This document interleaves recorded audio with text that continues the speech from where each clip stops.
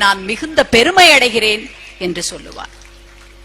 Niagara நீர்வீழ்ச்சியிலே நல்வரவு என்று தமிழிலே எழுதப்பட்டிருக்கின்றது. ஜப்பானிலே இருக்கின்ற ஒரு பல்கலைக்கழகம் நம்முடைய கணியன் பூங்குன்றனாரின் யாதும் ஊரே யாவரும் கேளீர் என்கின்ற அந்த பாடலை ஜப்பானிய மொழியில் மொழிபெயர்த்து முளைப்பு நுகவாயிலில் வைத்ததோடு தமிழிலும் அந்த பல்கலைக்கழகத்திலே அந்த பாடல் அங்கே எழுதி வைக்கப்பட்டிருக்கின்றது.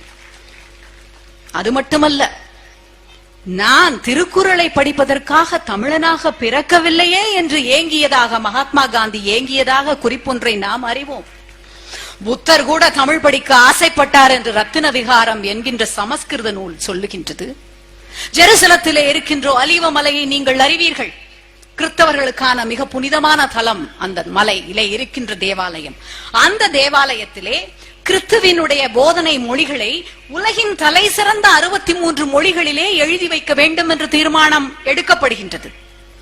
அப்பொழுது இந்தியாவிலேயே இருக்கின்ற ஒரே ஒரு மொழிக்குத்தான் அந்த சிறப்பு கிடைத்தது. அந்த சிறப்பு நம்முடைய தமிழ் மொழி.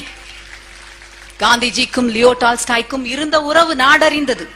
தங்களுடைய உறவை பல கடிதங்களிலே இருவரும் பரிமாறிக்கொண்டிருந்தார்கள். ஒருமுறை லியோ டால்ஸ்டாய்க்கு காந்திஜி ஒரு கடிதம் எழுதுகின்றார்.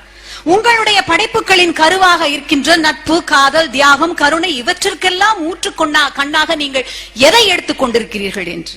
டால்ஸ்டாய் எழுதுகின்றார், என்னுடைய படைப்புகளுக்கெல்லாம் ஊற்றுக்கண்ணாக நான் எடுத்துக் கொண்டிருப்பது உங்களுடைய இந்தியாவிலே இருக்கின்ற தலை சிறந்த தமிழ் மொழியிலே எழுதப்பட்ட திருக்குறள் தான் என்று சொல்லுகின்றார். அனைத்து அறிஞர்களாலும் பாராட்டப்பட்ட நம்முடைய தமிழ் மொழி குறித்து ஆங்கில வழியிலே கல்வி கற்ற வர்க்கத்திற்கு தெரியுமா? ஆங்கில வழியிலே கல்வி கற்கின்ற இன்றைய இளைஞர்களுக்கு பந்தக்கால், முளப்பாரி, பொய்க்காலாட்டம், கடிகாரம், படிகாரம், புகுமனை புகுவிழா, எம்ஆர் ராதா இவை எதுவும் தெரியாது. இலங்கை பெண் கவிஞருடைய இந்த கவிதையை பாருங்கள். அவள் எழுதுகின்றாள், என்னுடைய தேசத்தில் எங்கும் போர், பட்டினி, குடிகள பெருக்கம், இடப்பெயர்வு, எங்கும் பஞ்சம், பசி, கற்பழிப்பு, கொலை. இந்த நிலையில் என்னுடைய தோழிக்கு திருமணம். எதனை நான் பரிசாக தருவேன் என்னுடைய தோழிக்கு?